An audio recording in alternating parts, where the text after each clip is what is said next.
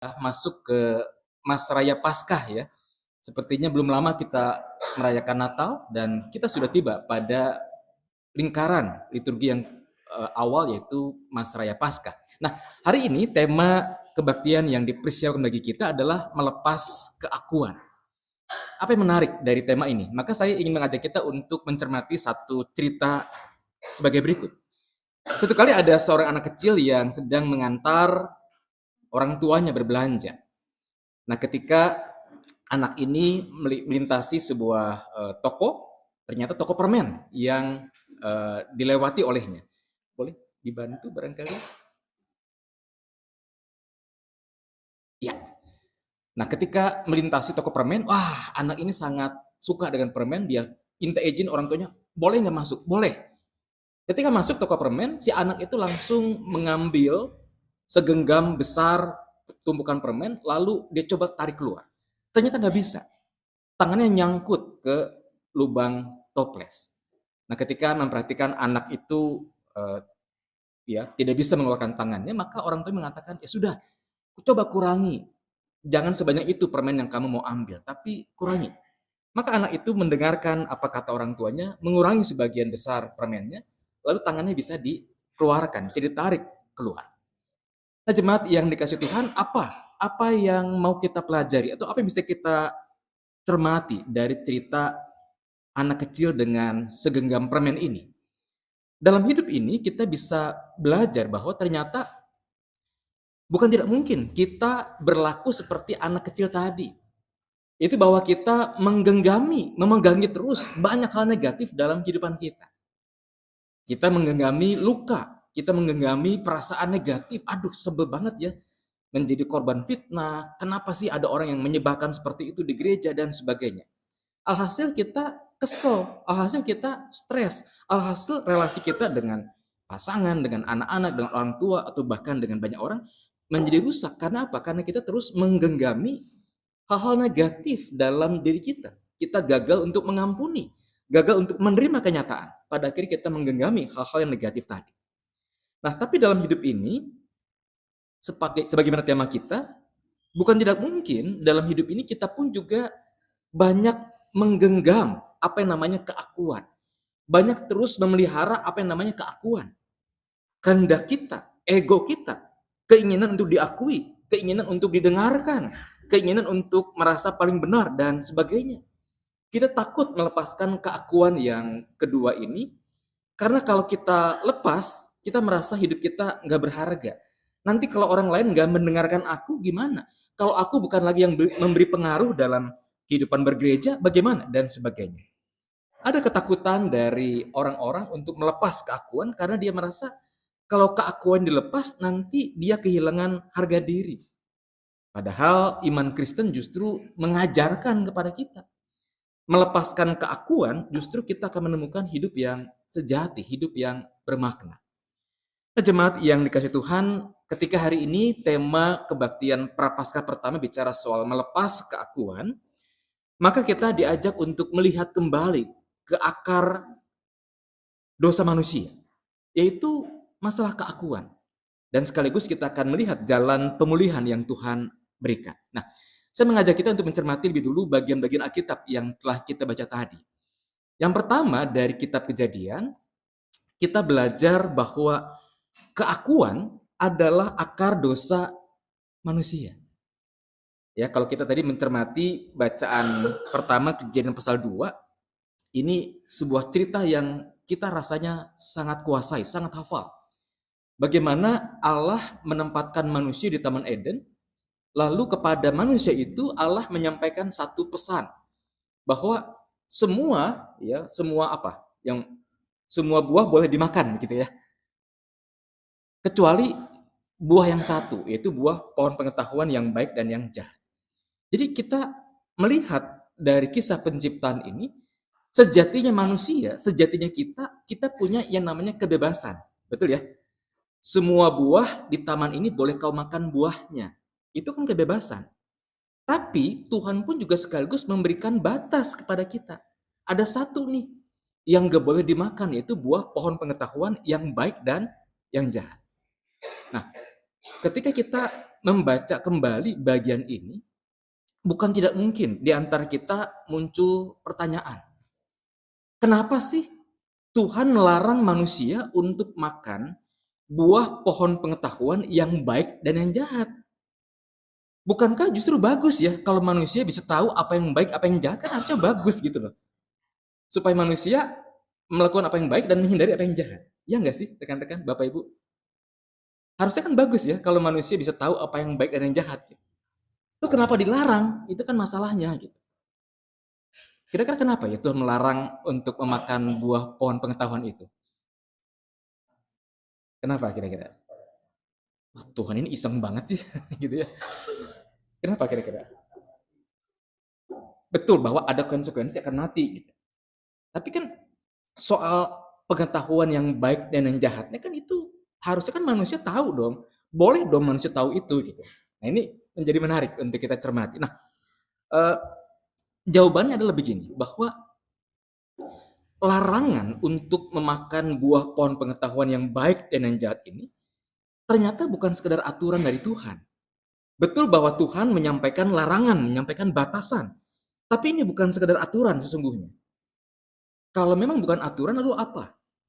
Ternyata Tuhan di balik pembatasan seperti itu justru menginginkan agar ada relasi antara manusia, antara kita dengan Allah. Nah, dengan relasi itu, maka bukankah manusia pada gilirannya bisa mengetahui apa yang baik, apa yang menjadi kehendak Allah, dan apa yang jahat yang Tuhan tidak kehendaki, betul nggak? Kalau kita membangun relasi dengan Tuhan, baca Alkitab, berdoa, memuji Tuhan, maka kita akan tahu, oh ternyata yang baik itu adalah mengasihi orang, mengasihi musuh sekalipun, dan sebagainya. Sekaligus juga ketika kita berelasi dengan Tuhan, kita jadi tahu, oh Tuhan tidak menghendaki, Tuhan membenci perselingkuhan, Tuhan membenci ketidaksetiaan, dan sebagainya. Sehingga kita menghindari apa yang jahat. Nah sekaligus karena Allah menghendaki agar ada relasi antara manusia dengan Allah, Allah pun juga menghendaki dari pembatasan itu agar manusia belajar percaya kepada Allah. Bahwa ketika Allah menyampaikan perintah, ya perintah mengasihi sesama dan sebagainya, pasti itu untuk kebaikan. Dan ketika Allah melarang kita untuk berlaku serong, berlaku selingkuh, berarti kita diajak untuk menghindari apa yang jahat. Jadi itulah maksud Allah memberikan kebebasan kepada kita, tapi sekaligus memberikan larangan. Jangan makan buah pohon pengetahuan yang baik dan yang jahat. Nah, tapi apa yang terjadi kemudian? Nah, bacaan pertama kita memberikan cerita yang menarik tentang ular. Dikatakan ular adalah binatang liar yang paling cerdik.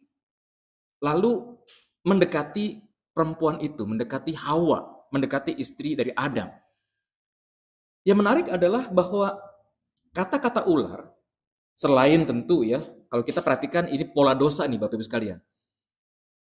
Firman Tuhan pertama kali kepada Adam adalah semua buah di taman ini boleh kau makan buahnya.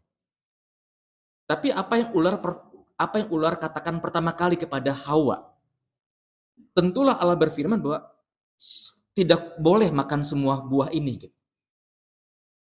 Bapak Ibu, saudara-saudari melihat perbedaannya? Yang pertama Allah apa? Mengizinkan kan semua buah dimakan. Tapi ular ketika pertama kali bicara dengan perempuan itu mengatakan apa?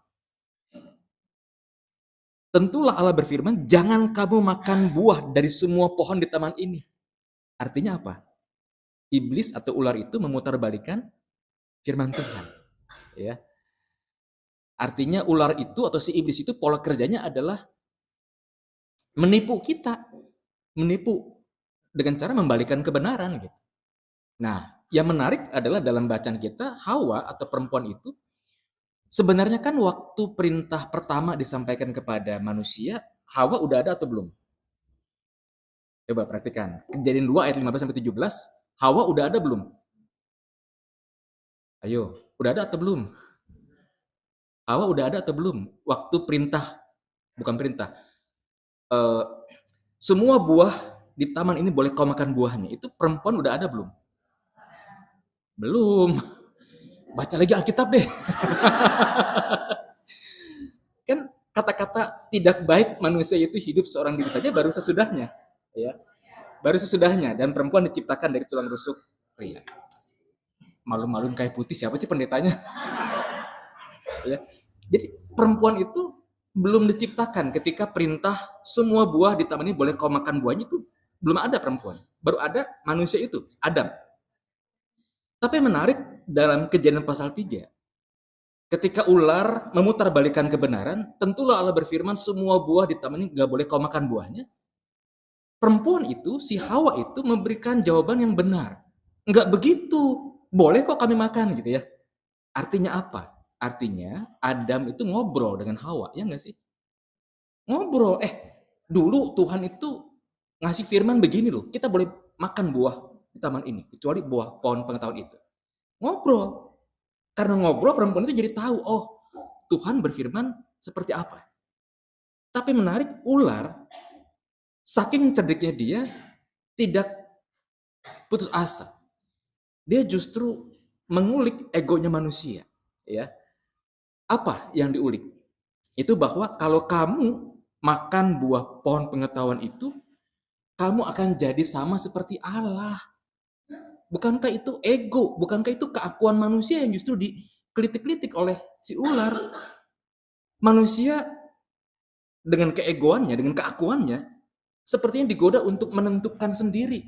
Ngapain sih aku harus repot-repot berelasi dengan Allah kalau aku sendiri bisa tahu apa yang baik dan apa yang jahat.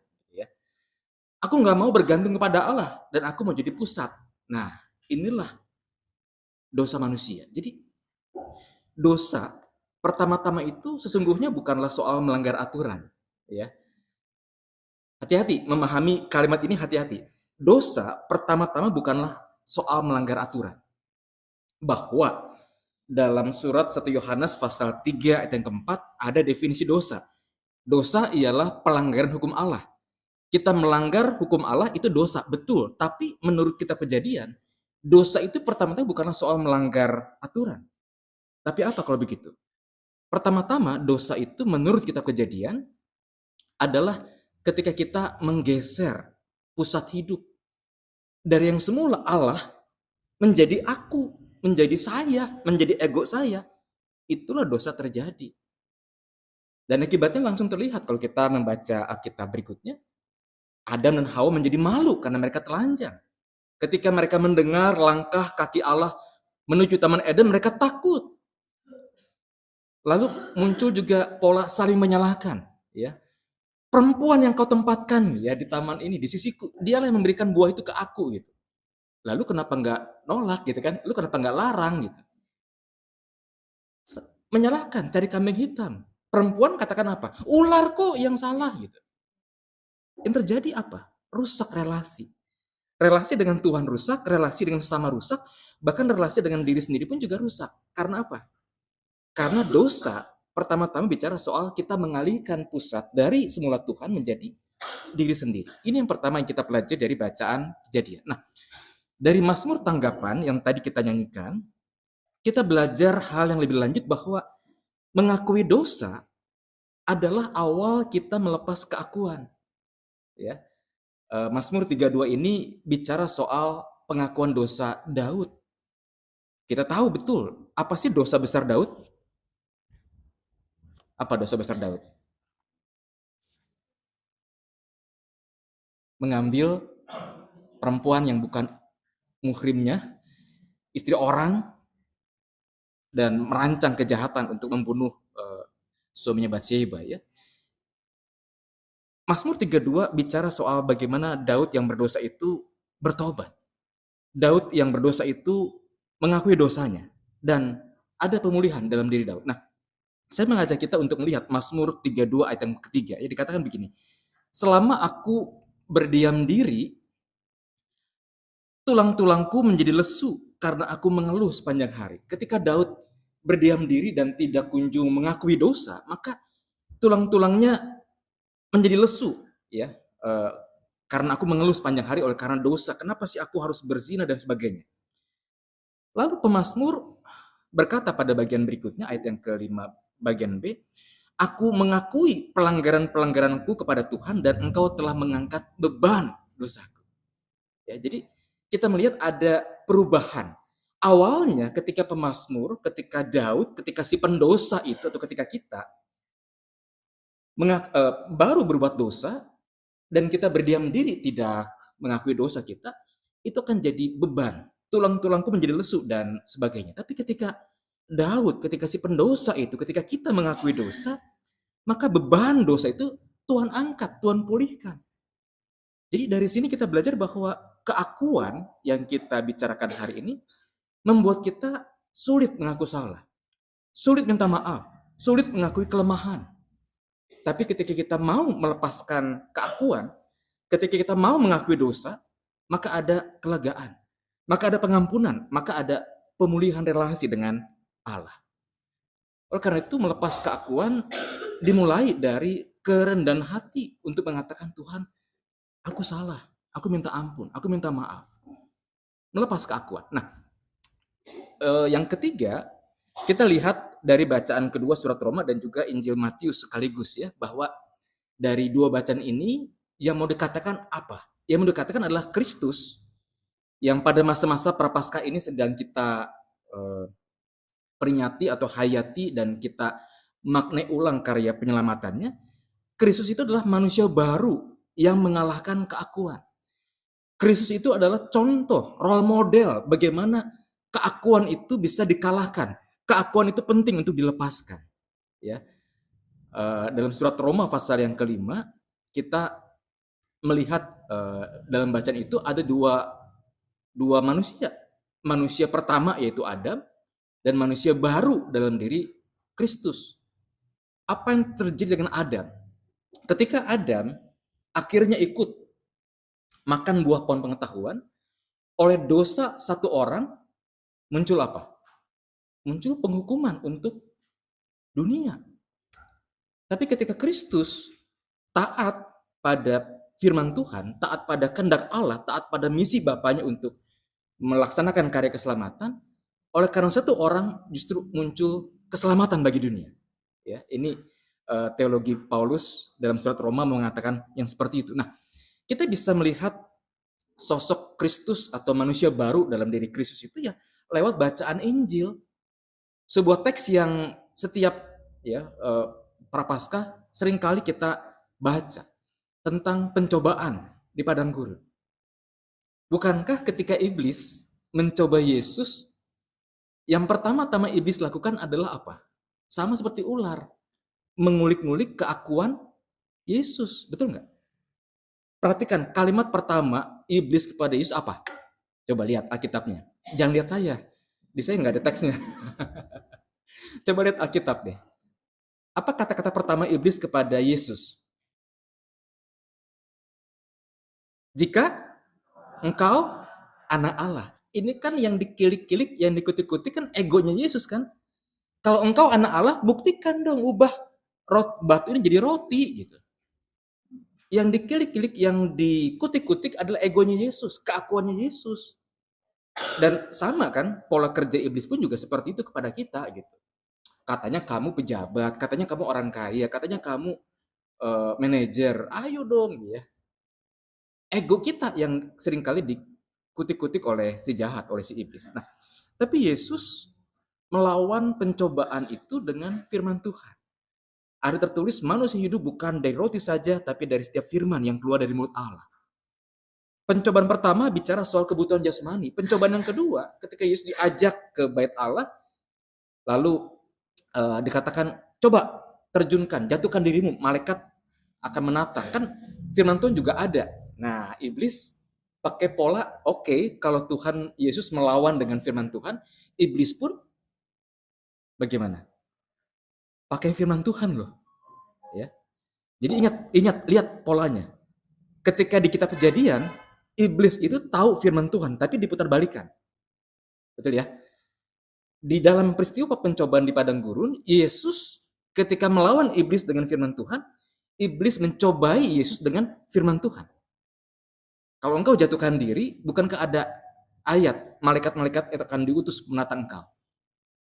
Sampai di sini, apa yang perlu kita perhatikan bahwa menjadi orang Kristen tidak cukup bagi kita kalau sekedar tahu firman. Ya enggak sih? Bapak Ibu? Betul nggak? Setuju nggak? Tidak cukup bagi orang Kristen untuk tahu firman. Oh, di Matius 6 ayat 33 dikatakan carilah dahulu kerajaan Allah dan kebenarannya. Oh, Yohanes 3:16, karena begitu besar kasih Allah ke dunia ini. Nggak cukup kita tahu firman. Kenapa kita nggak cukup tahu firman? Kenapa nggak cukup? Karena iblis pun tahu firman. Lah, kalau kita orang Kristen merasa saya cukup deh tahu firman, level kita nggak beda dengan iblis. Bener? Iblis pun tahu firman gitu. Karena itu level kita harusnya lebih tinggi dari iblis, bahwa kita tahu firman tapi juga melakukan firman Tuhan. Itu bedanya dengan iblis. Iblis nggak bisa tuh melakukan firman Tuhan. Maka menjadi orang Kristen menurut saya jangan berpuas diri kalau kita hanya tahu firman. Karena level kita nggak sama, nggak beda dengan iblis, sama. Iblis pun tahu firman kan dalam pencobaan yang kedua. Nah, pencobaan yang kedua bicara soal kuasa. Dan Yesus punya kuasa. Yesus juga butuh kuasa untuk melaksanakan karya penyelamatan. Tapi Yesus tidak mau mengikuti apa kata iblis. Nah, pencobaan yang ketiga, ketika kepada Yesus dihamparkan aneka kemuliaan duniawi, dan semua itu akan diberikan kepada Yesus kalau Yesus menyembah iblis, Yesus kembali menolak ajakan itu, menolak cobaan itu, dan Yesus mengusir iblis. Enyahlah engkau iblis, dikatakan. Nah, semua pencobaan iblis yang kita baca dalam bacaan Injil, bukankah mengatakan bahwa utamakan dirimu, engkau kan anak Allah, engkau kan lapar, ayo ubah batu ini jadi roti. Pencobaan-pencobaan iblis mengajak kita untuk memelihara, memegangi terus keakuan. Tapi Yesus justru memilih untuk melepaskan keakuan dengan cara bagaimana? Dia taat pada firman Tuhan. Dia percaya pada kehendak Bapa. Dia menolak jalan pintas ego untuk kekuasaan dan kemuliaan duniawi. Jadi di sini menjadi pembelajaran penting bagi kita bahwa kita tidak diminta untuk mengalahkan keakuan dengan kekuatan sendiri. Enggak. Karena manusia sudah jatuh dalam dosa. Kita nggak bisa melepas keakuan dengan kekuatan kita, dengan kepandaian kita, dengan jabatan penatua atau jabatan pengurus di gereja. Enggak. Kenapa? Karena bagaimanapun kita lemah. Kita bisa melepaskan keakuan, kita bisa mengalahkan keakuan lewat kekuatan Tuhan. Lewat kuasa firman Tuhan yang kita pelajari, yang kita dengar bersama. Dan terutama lewat teladan Kristus dalam bacaan kita. Nah, kalau begitu setelah kita mencermati bagian-bagian Alkitab yang kita baca, apa aplikasi praktis buat kita untuk kita terapkan dalam rangka melepas keakuan? Yang pertama, kita diajak untuk belajar mengalah dalam hal-hal kecil. Ini yang pertama. Bagaimana ini diterapkan? Latihlah iman dari hal-hal yang sederhana. Yang pertama misalkan tidak harus kita menjadi pemenang dalam debat keluarga. Bapak Ibu yang masih hidup bersama dengan anggota keluarga, entah dengan anak, entah dengan menantu, entah dengan cucu, atau mungkin dengan pasangan, ada kalanya kan kita beda pendapat ya, dengan pasangan, dengan anak, dengan menantu gitu. Nah, kita nggak harus jadi pemenang dalam debat itu. Karena kalau kita jadi memaksakan diri jadi pemenang, apa yang terjadi kira-kira Bapak Ibu? Apa yang terjadi? Kalau kita paksakan diri jadi pemenang, berarti kan ada yang kalah. Betul ya? Yang kalah mungkin pasangan kita, yang kalah mungkin menantu kita, yang kalah mungkin cucu kita. Nah, kalau mereka kalah, akhirnya apa? Merasa kecil, merasa nggak berharga, merasa di rumah nggak dibutuhkan karena dia nggak dihargai. Ya pada akhirnya relasi koyak. Ya, misalkan minggu lalu mungkin ada tebak-tebakan, kapan sih awal puasa?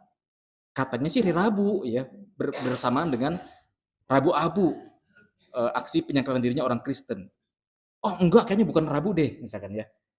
Kamis deh kayaknya puasanya. Ternyata gimana?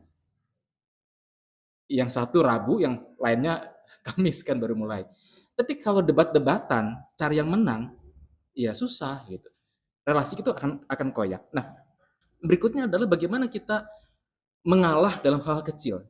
Yaitu ketika kita tidak harus punya kata terakhir untuk sebuah situasi. Apa maksudnya? Contoh, kehidupan keluarga ya. Suami oleh masyarakat seringkali atau masih di konteks Jakarta masih dianggap sebagai kepala keluarga. Betul ya Bapak Ibu ya? Suami itu kepala keluarga. Coba deh perhatikan. Kalau ada undangan nikah disampaikan kepada Bapak Ibu, undangan nikah itu disampaikan bagaimana bunyinya? Kepada yang terhormat siapa? Nama siapa? Nama si bapak kan? Dan keluarga. Syukur-syukur istrinya ingat disebut gitu. Tapi kan kebanyakan kan nama bapak. Sehingga apa sih? Suami merasa, oh, aku kan kepala keluarga. Berarti ketika ada, katakanlah, percakapan di dalam rumah, di keluarga, tentang liburan mau kemana, ya aku yang harus menjadi penentu terakhir. Besok kita liburan ke sini ya, kamu harus ambil mata kuliah ini atau jurusan ini ya, studi dan sebagainya. Nah, padahal apa yang dipikirkan oleh suami belum tentu yang paling baik loh, gitu ya. Contoh berikutnya, dalam sebuah keluarga ada pasangan suami istri, katakanlah ini sebagai contoh, Pak Alek bukan orang Mangga Besar, sedang memikirkan untuk merintis usaha baru. Dia sudah sewa konsultan, dan konsultan mengatakan bahwa kayaknya prospektif deh, bisnis ini kayaknya oke, walaupun situasi ekonomi kita nggak terlalu baik, tapi kayaknya ini oke banget untuk kamu laksanakan. Maka Pak Alex kemudian cerita kepada istrinya, Bu Ani, Mah, Papa pengen begini, saya udah tanya konsultan, kayaknya ini oke. Nah istrinya Bu Ani mengatakan, Pak kayaknya ada yang aneh deh dari proposal Papa, sebaiknya jangan dilaksanakan sekarang, kayaknya ini ada masalah. Tapi karena istrinya tidak bisa menjelaskan dengan jelas, dengan lengkap, dengan detail apa keberatannya, Pak Alex yang sangat logis mengatakan, mama ini ada-ada aja, apa dasarnya? Ngomong. Istrinya tidak bisa mengatakan apa keberatannya, tapi karena konsultan sudah mengatakan ini oke, maka Pak Alex kemudian lanjut dengan rencana semula, ia membangun bisnis baru. Nah, baru 6 bulan ternyata betul ada masalah, ada faktor X yang tidak diperhitungkan oleh Pak Alex dan juga konsultan bisnisnya, dan akhirnya bisnisnya bangkrut, bisnisnya tutup. Ibu Ani sebagai istri punya intuisi, ini kayaknya ada yang salah deh dengan proposal bisnis itu. Nah firman Tuhan hari ini mengajarkan bahwa kita diajak untuk melepas keakuan bahwa kita tidak mesti punya kata terakhir untuk banyak hal. Kita perlu mendengarkan apa kata suami, apa kata istri, apa kata anak, apa kata orang lain, sehingga oh iya ternyata dengan gambaran besar itu kita bisa mengerti sebuah persoalan. Kita pun juga bisa mengalah dalam hal kecil dengan cara bagaimana? Dengan cara berani mendengarkan sebelum bicara. Kita mungkin sudah pernah mendengar ya, ada perbedaan antara mendengar dengan mendengarkan. Beda apa sama sih Bapak Ibu? Mendengar, to hear dalam bahasa Inggris, dengan mendengarkan, to listen dalam bahasa Inggris. Beda apa sama? Ya sama lah kan mendengar juga. Bedanya apa kalau begitu? Kalau mendengar tuh gimana? Sepintas lalu, oh ada suara motor tuh lewat barusan gitu ya. Itu kan mendengar. Tapi kalau mendengarkan berarti aktif dan berusaha memahami apa yang disampaikan oleh pasangan.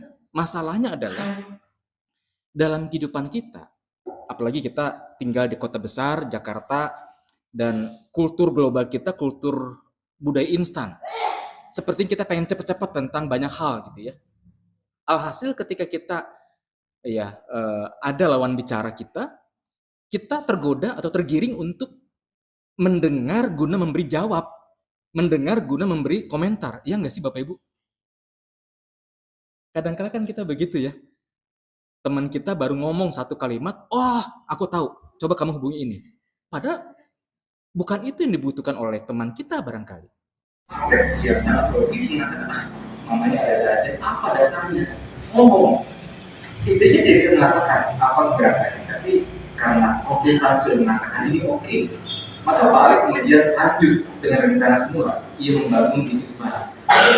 Nah, baru 6 bulan ternyata betul ada masalah, ada faktor X yang tidak dipikirkan oleh Pak Alek dan konten bisnisnya, dan akhirnya bisnisnya bangkrut, bisnisnya tutup. Ibu Ani sebagai istri punya intuisi, ini ada yang salah nih dengan proposal bisnis ini. Nah, firman Tuhan hari ini mengajarkan bahwa kita diajak untuk melepas keakuan bahwa kita tidak mesti punya kata terakhir untuk banyak hal. Kita perlu mendengarkan apa kata suami, apa kata istri, apa kata anak, apa kata orang lain, sehingga oh iya, ternyata dengan gambaran besar itu kita bisa mengerti sebuah persoalan. Kita pun juga bisa mengalah dalam hal kecil dengan cara bagaimana? Dengan cara berani mendengarkan sebelum bicara. Kita mungkin sudah pernah mendengar ya, ada perbedaan antara mendengar dengan mendengarkan. Beda sama sih bagaimana? Mendengar, to hear dalam bahasa Inggris, dengan mendengarkan, to listen dalam bahasa Inggris. Beda apa sama? Dia sama kan mendengar. Bedanya apa begitu? Kalau mendengar itu gimana? Beda selalu, oh ada suara motor lewat terusan. Itu kan mendengar. Jadi kalau mendengarkan berarti aktif dan bisa memahami apa yang disampaikan oleh masalahnya dalam kehidupan kita. Apalagi kita tinggal di kota besar, Jakarta, dan kultur global kita kultur budaya instan. Seperti kita pengen cepat-cepat tentang banyak hal. Alhasil ketika kita ada lawan bicara kita tergoda atau tergiring untuk mendengar guna memberi jawab, mendengar guna memberi komentar. Iya nggak seperti itu? Kadang-kadang kita begitu ya.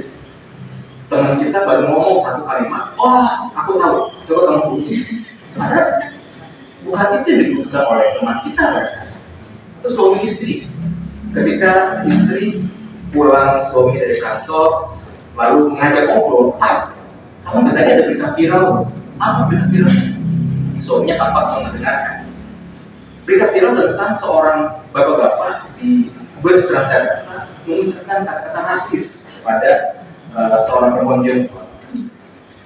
Kalau nggak mau dikatakan rasis, ya udah nggak usah naik transportasi umum dari suaminya. Nah, kira-kira kata suaminya itu mendengar atau mendengarkan? Mendengar. Karena bukan itu sebenarnya yang dibutuhkan oleh si istri. Bukan komentar-komentar itu. Justru si istri itu butuh ya. Di rumah dari siapa-siapa, suaminya pulang ya, kepada suaminya lagi ngobrol. Ada kebutuhan agar suaminya mendengarkan, tapi si suami cenderung tergoda untuk mendengar. Akhirnya apa? Ketika istrinya bicara, suami tergoda untuk mendengar. Nah, yang pertama kita diajak untuk ayo melepas haluan dengan cara mengalah dalam hal kecil. Kalau memang kita perlu mendengarkan, luangkan waktu, berikan diri kita untuk memahami apa yang menjadi cerita dari lawan bicara. Nah, yang kedua, aplikasi yang kedua adalah penting sekali kita berani mengakui salah dan minta maaf. Keakuan seringkali mau mengajarkan kita jangan tidak lemah. Kami itu kuat kok, apa yang minta maaf? Dia kan salah. Kita sering digoda untuk merasa si paling benar dalam hidup ini. Tapi Injil justru berkata kerendahan hati adalah ruang awal yang pertama untuk menjadi pulih untuk kita mengalami kedamaian sejati. Kita berani mengakui salah dan minta maaf. Yang ketiga, aplikasi kita adalah penting sekali kita untuk kembali menemukan siapa yang menjadi pusat. Pusat hidup kita sekali lagi bukan diri kita. Pusat kita adalah Tuhan. Kenapa Tuhan? Karena Dia menciptakan kita. Dia pemilik kehidupan kita. Karena itu mulailah setiap aktivitas kita pada pagi hari dengan doa sederhana. Tuhan, hari ini bukan tentang aku, tapi hari ini tentang kehendak-Mu.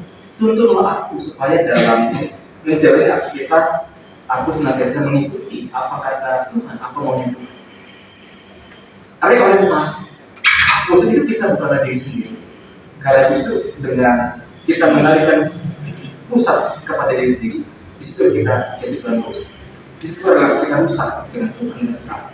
Tapi kita perlu menjadikan Tuhan sebagai pusat kehidupan kita. Nah, bagian terakhir penutup, saya mengajak kita untuk mencermati bahwa Minggu Prapaskah yang kita mulai masuki pada hari ini adalah seperti perjalanan pulang. Ya. Perjalanan pulang dari mana ke mana sih? Yang pertama adalah kita pulang dari apa? Pulang dari kebiasaan kita memelihara ego, memelihara keakuan, aku menjadi pusat. Pulang dari kesombongan manusia. pulang dari keinginan agar kita merasa yang paling penting, yang paling benar, yang paling hebat. Lalu pulang kemana? Kita diajak untuk pulang menuju kerendahan hati. Kita diajak pulang untuk menuju ketaatan. Kita diajak pulang untuk hidup dalam Kristus. Nah, kiranya dengan bekal firman Tuhan ini kita diingatkan penting sekali kita punya kesediaan melepas keakuan. Ingat cerita anak kecil dengan gagalan preman yang begitu banyak itu, pada akhirnya dia tidak bisa menarik keluar tangan, tapi ketika dia melepaskan preman-preman itu, dia bisa lepas dan ada pemulihan yang dialami oleh kiranya Tuhan memberkati kita lewat firman. Amin.